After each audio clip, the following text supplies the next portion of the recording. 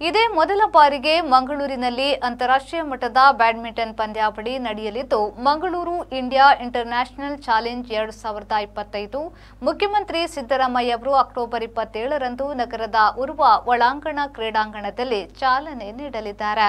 ಜಿಲ್ಲೆಯಲ್ಲಿ ಇದೇ ಮೊದಲ ಬಾರಿಗೆ ಅಂತಾರಾಷ್ಟ್ರೀಯ ಕ್ರೀಡಾಕೂಟ ನಡೆಯುತ್ತಿದ್ದು ಯಾವುದೇ ಲೋಪವಾಗದಂತೆ ಎಲ್ಲಾ ರೀತಿಯ ಸಿದ್ಧತೆಗಳನ್ನು ಜಿಲ್ಲಾಡಳಿತ ಕೈಗೊಂಡಿದೆ.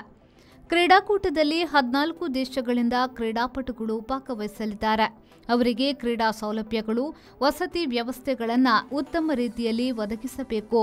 ಕ್ರೀಡಾಂಗಣದ ಒಳಗೆ ಎಲ್ಲ ತಾಂತ್ರಿಕ ಅಂಶಗಳನ್ನು ಅಚ್ಚುಕಟ್ಟುಗೊಳಿಸಲು ಕ್ರೀಡಾಪಟುಗಳು ಮತ್ತು ತೀರ್ಪುಗಾರರಿಗೆ ಅಗತ್ಯ ವ್ಯವಸ್ಥೆ ಕಲ್ಪಿಸುವಂತೆ ನೋಡಿಕೊಳ್ಳಲಾಗಿದೆ. ಕ್ರೀಡಾಕೂಟಕ್ಕೆ ಬರುವ ವಾಹನಗಳಿಗೆ ಉರ್ವ ಮಾರ್ಕೆಟ್ ಕ್ರೀಡಾಂಗಣದಲ್ಲಿ ಪಾರ್ಕಿಂಗ್ ವ್ಯವಸ್ಥೆ ಮಾಡಲಾಗಿದೆ. ಕ್ರೀಡಾಂಗಣಕ್ಕೆ ಹೋಗಿ ಬರುವ ರಸ್ತೆ ಲೇಡಿ ಹಿಲ್ನಿಂದ ಉರ್ವ ಮಾರ್ಕೆಟ್ವರೆಗೆ ಸೌಂದರ್ಯೀಕರಣಗೊಳಿಸಬೇಕು.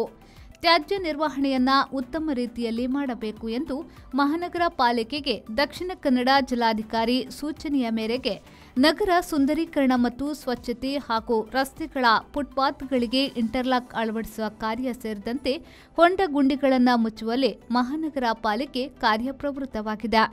ಉರ್ವ ಒಳಾಂಗಣ ಕ್ರೀಡಾಂಗಣದಲ್ಲಿ ಈಗಾಗಲೇ ವೇದಿಕೆ ಸಜ್ಜುಗೊಳಿಸುವ ಕಾರ್ಯ ಮುಂದುವರೆದಿದೆ. ಮಂಜುನಾಥ್ ಪ್ರಸಾದ್, ವಿ4 ನ್ಯೂಸ್, ಮಂಗಳೂರು.